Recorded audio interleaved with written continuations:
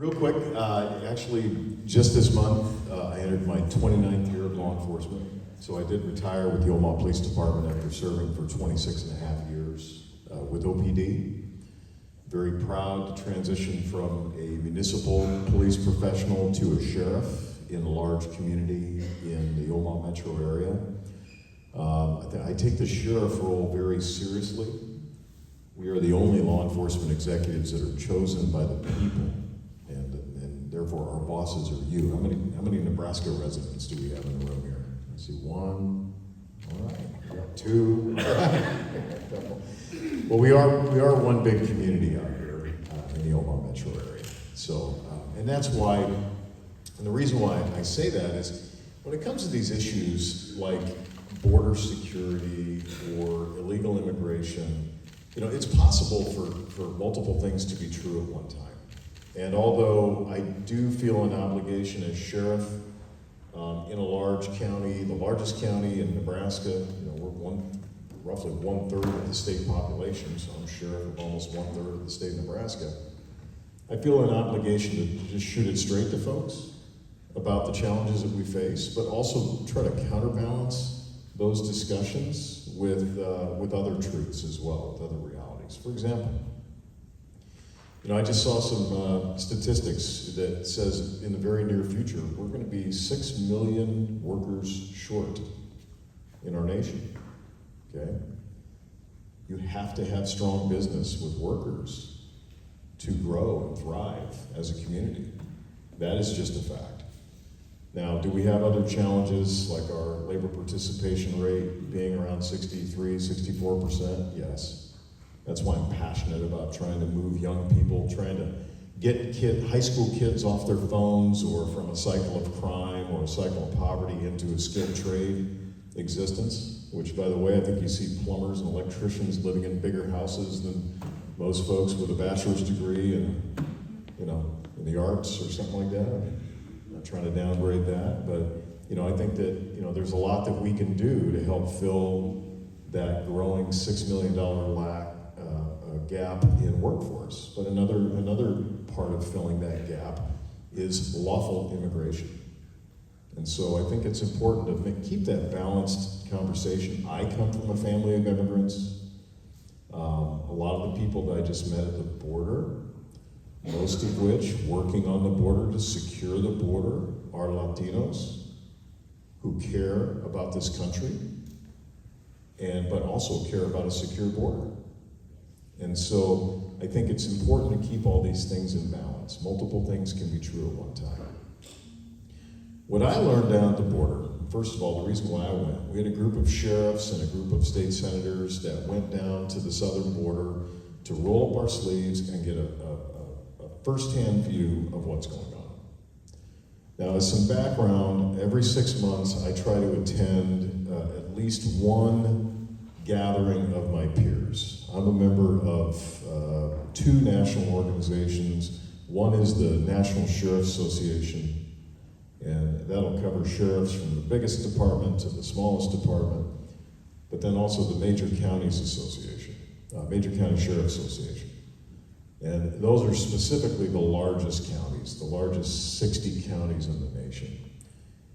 And when I talk with my peers at those meetings, regardless of whether they're Republicans or Democrats, we agree on probably 90% of these issues, especially when it comes to border security issues.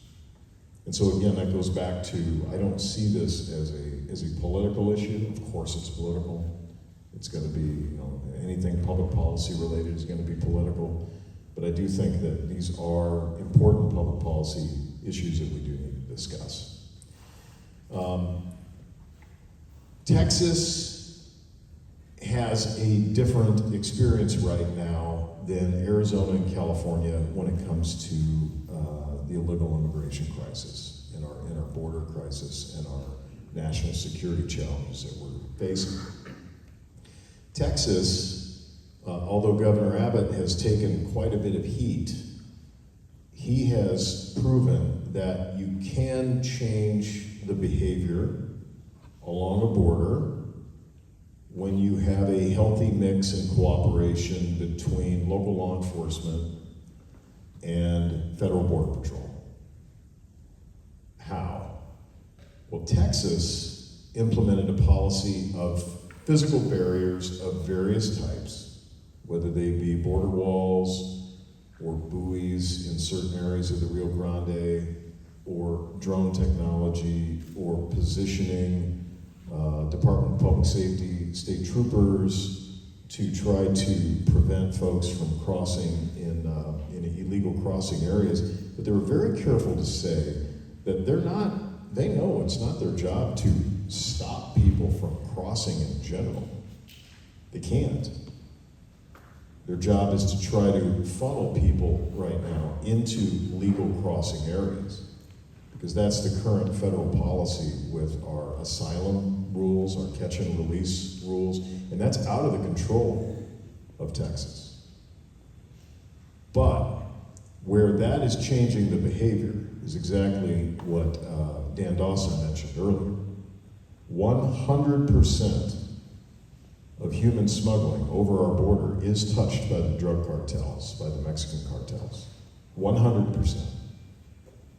And Dan is also correct in that cost to enter can range anywhere from $5,000 to $15,000, maybe more. But what we found from our peer sheriffs that are actually working along the border as well is that that's typically just a front-end payment. That the cartels, the reality is they have a presence in almost every major community and definitely every state in our nation. And many of these folks that are smuggled over, they are made well aware that although you paid your front-end payment to get you across the border, we own you for 8 to 13 years. And we may pick up the phone and call you. We may need something from you. And if you say no, we have ways to touch you both in the U.S. and touch your family down in wherever country you came from originally. That's very scary. Along the border in Texas, you have a lot of ranchers who do not cooperate with law enforcement. They don't want the ground sensors, they don't want the cameras, they may not allow Border Patrol or Texas DPS to be on their property. And why? Well, it's not because they're anti-law enforcement, it's not because they don't love their country.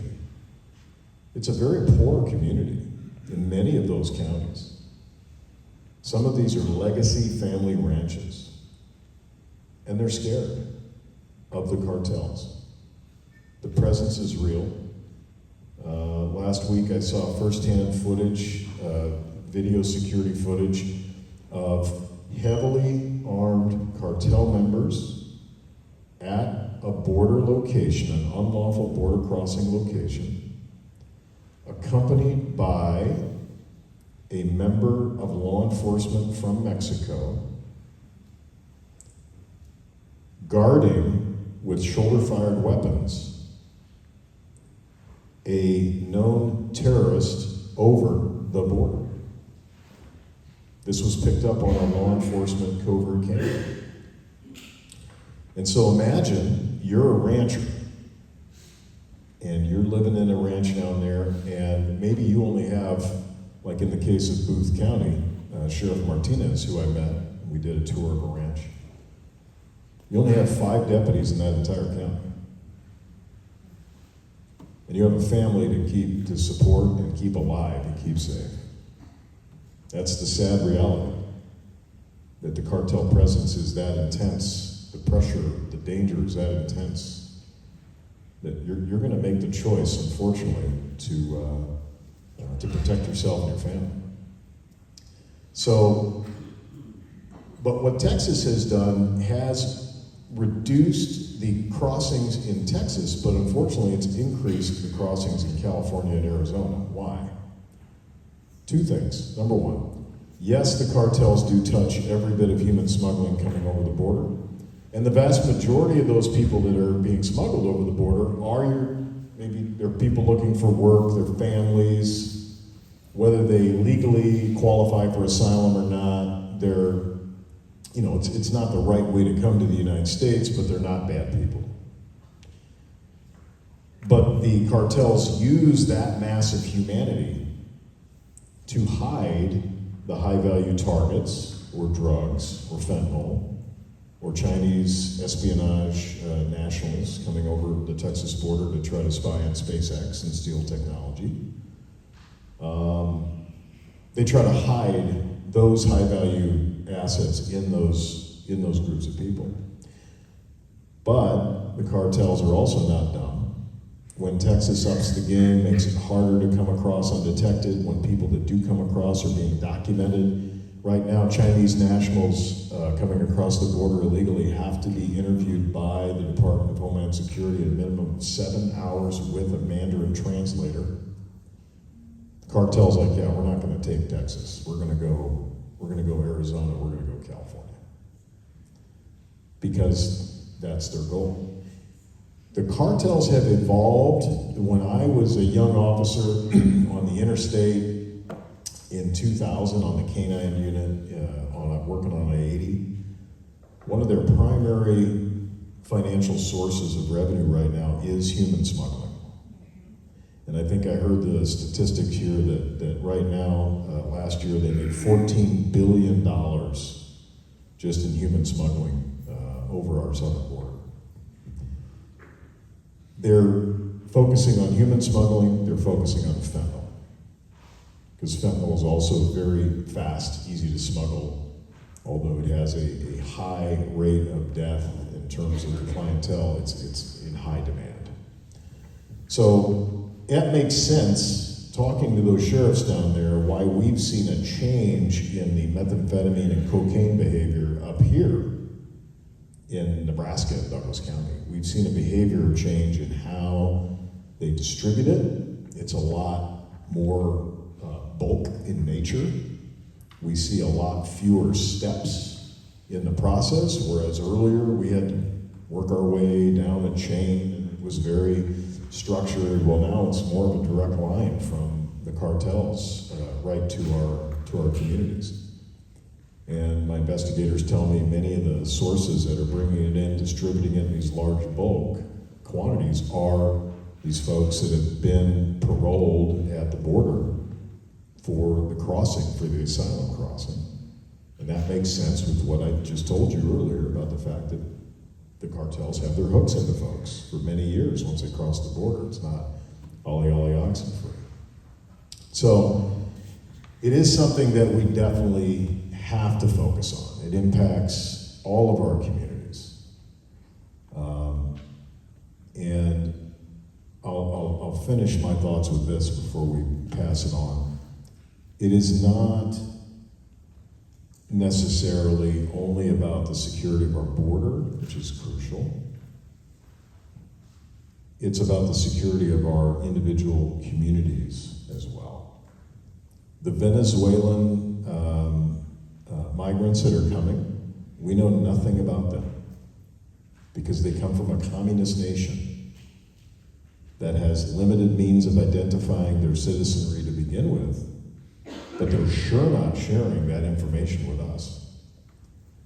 At the Border Patrol has a mobile phone device. It's called ATAC. It's Android, I can't remember what it stands for, but they'll take the biometrics of people coming over, they'll take a picture of their identification, they'll take their fingerprints, I think they'll take a DNA swab if you're over 14 years old.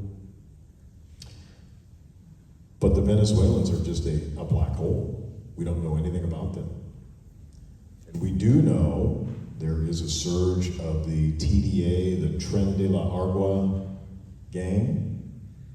They are originally a prison gang from Venezuela. The way that they work their influence is they're using the same business model. Just like they take over a prison. You saw recently the story from Aurora, Colorado. I'm trying to get the facts on that from the sheriff down there. I want to know what's real and what's not.